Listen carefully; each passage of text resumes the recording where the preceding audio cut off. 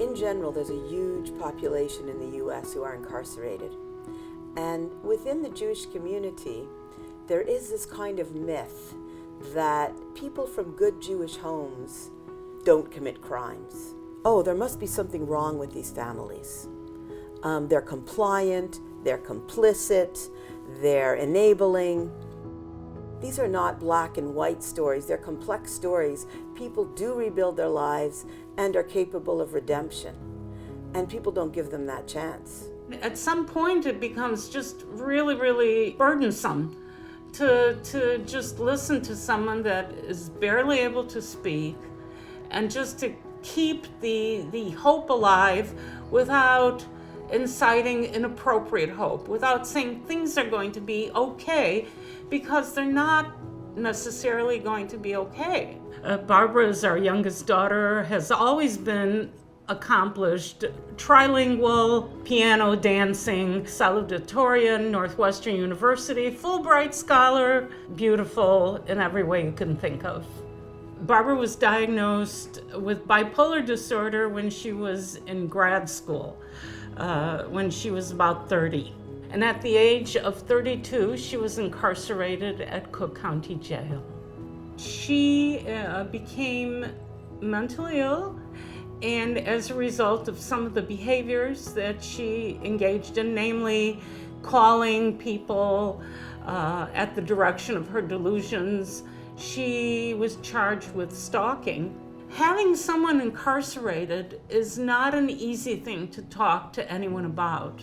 The common reaction is, well, it must be that you've done something wrong. We had a number of neighbors that cut out the newspaper clipping that detailed Barbara's arrest, tuck it into our mailbox.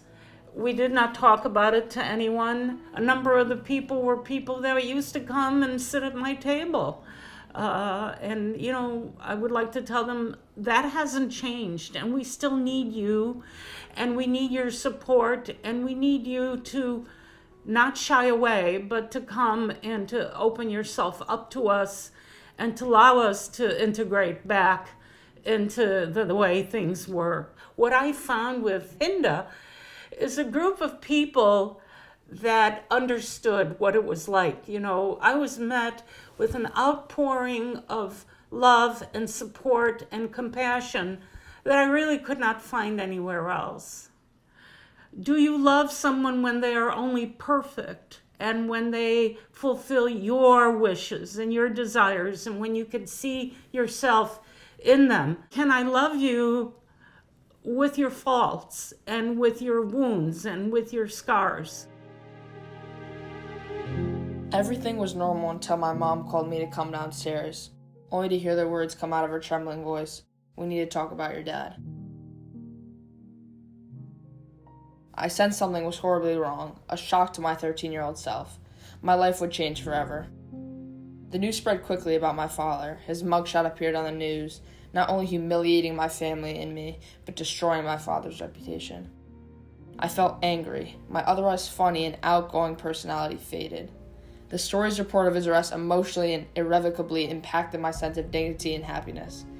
6 weeks later, I stood on the bima as a bar mitzvah, the most important day of my life, and my father sat in prison. I dreamt my father would show up to be there and support me. I missed the connection we shared. He was an outgoing, boisterous, and funny father, and at one time, I was just like him. I still struggled when I think about my father and mention his name in public. I slowly began to acknowledge that it would take time for my family to adapt to his absence. I grew closer to my siblings, and together we navigated life without our father.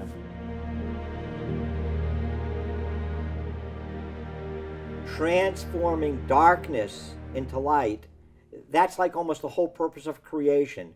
God created a world where there's evil, where there's denial of his very existence, and to go into the dark places and to reach into there and bring light and hope, that's a great accomplishment. So there's an expression in the sayings of our fathers.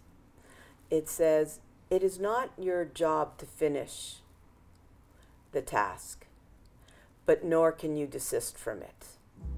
Every day I see small miracles. Maybe they're not big miracles, but I see people's lives changed. I see things happen that would never happen.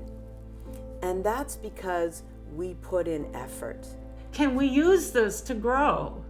Can we use this to grow in compassion?